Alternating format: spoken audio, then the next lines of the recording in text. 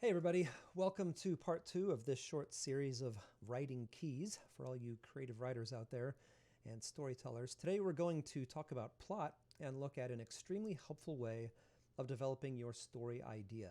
There are obviously lots of ways to unpack and study and understand plot. The most famous way is probably the one that comes from Greek theater. If you've seen those theater masks where you have the smiling one and the crying one, they represent tragedy and comedy. That's probably the oldest we know of, and it's one of the most simple. More modern version is people talk about, is it character based or plot based? Those things can be helpful, but when you break stories into two types, in my opinion, you're oversimplifying story a little bit.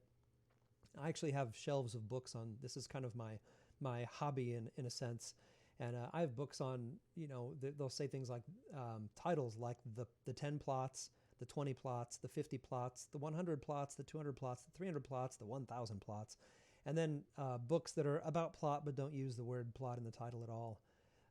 Still, after all of those, the most helpful method for me is one that's quite simple. I learned from the science fiction writer Jim Gunn when I was studying creative writing at the University of Kansas. I've told many people this, and it is incredibly helpful if you wrap your mind around it, and it's not hard to understand. But what I've found is some writers think it's too simple, but you have to really understand why it works. So Gunn talked about the three plots, and he defined them as Boy Meets Girl, The Man Who Learned Better, and The Little Tailor. So The Little Tailor is his way of talking about the heroic quest story. I call it the heroic quest. Some people call it the monomyth or the hero's journey if you're familiar with Joseph Campbell.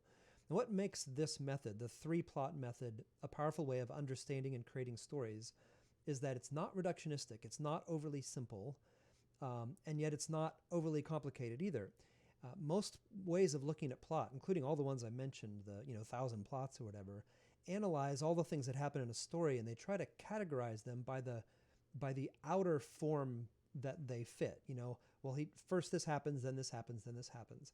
The three plots thing took me a while after getting out of graduate school before I understood why I liked it so much. The three plots method actually analyzes story based on how a story resolves, meaning what makes the story feel fulfilling near the end when the tension goes out of it and we realize, oh, it's in most cases ending happily.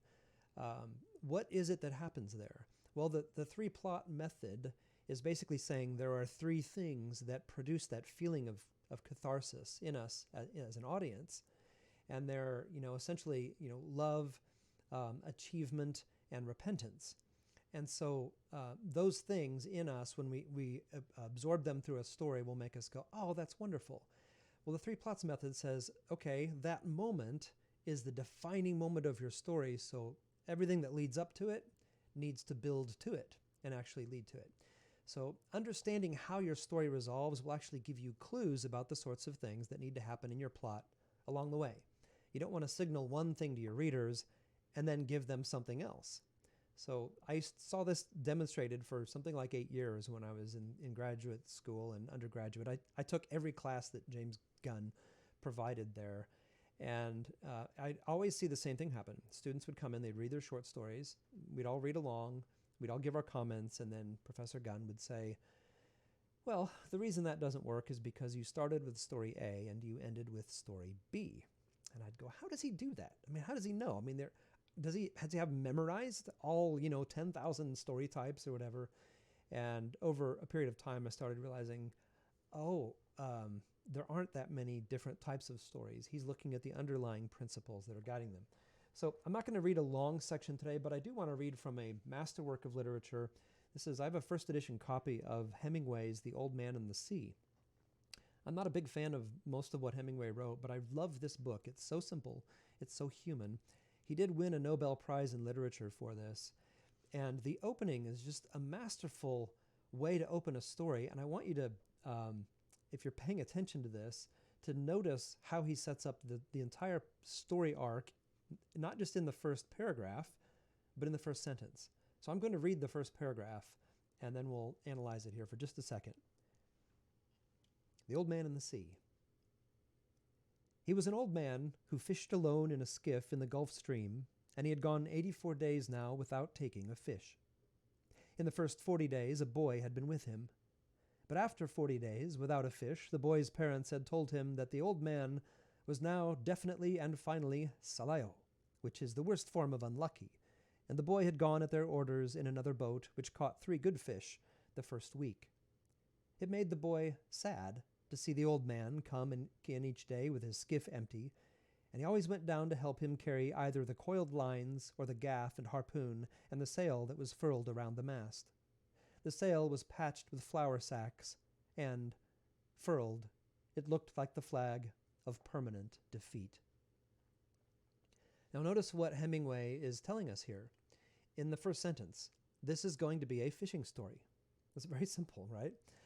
And the goal is for the old man to overcome whatever hardship, whatever bad luck or fate is coming against him.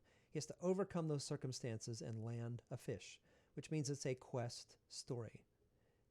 He's going to be transformed. His life will be transformed. He'll be able to eat and not die if he catches the fish. He will survive.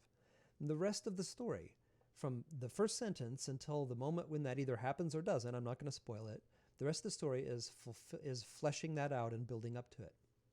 And one of the main problems with most first novels is that the author doesn't really know what sort of story, he or she is writing. So they include things that are out of place. Notice that Hemingway, he may allude to a past love or a past life, but he doesn't introduce a lady fisherman. He doesn't make the old man deeply flawed. This isn't a story about the old man's flaws. It's not a story about his love life. It's a story about his quest for survival. All of that doesn't mean you can't have romantic or character change elements in your story. It's just they should be used as subplots. And the difference is very simple. The difference is that a subplot will not drain the tension out of the story, but the main plot, when it resolves, will produce that feeling of catharsis. The tension, the suspense over, what happens next, all of that will leave around the moment when the story goal is fulfilled or permanently defeated, right? And there's really 3 simple ways of looking at that, and that is, does your story resolve because of a victory, or does it resolve because of a change of heart, or does it resolve, because of a kiss, in essence? It's going to resolve because of one of those 3 things, or something that stands in for them. So in a heroic quest story, we feel relief and catharsis when the hero achieves something and thus gains, you might say, transformation through that achievement. And transformation for himself and for his community, usually. Luke Skywalker is a really good example of this. In the first Star Wars movie, Luke Skywalker had to blow up the Death Star for the story to feel like it was over. But in order to do that, he had to stop being a whiny pilot and embrace the role of the Jedi.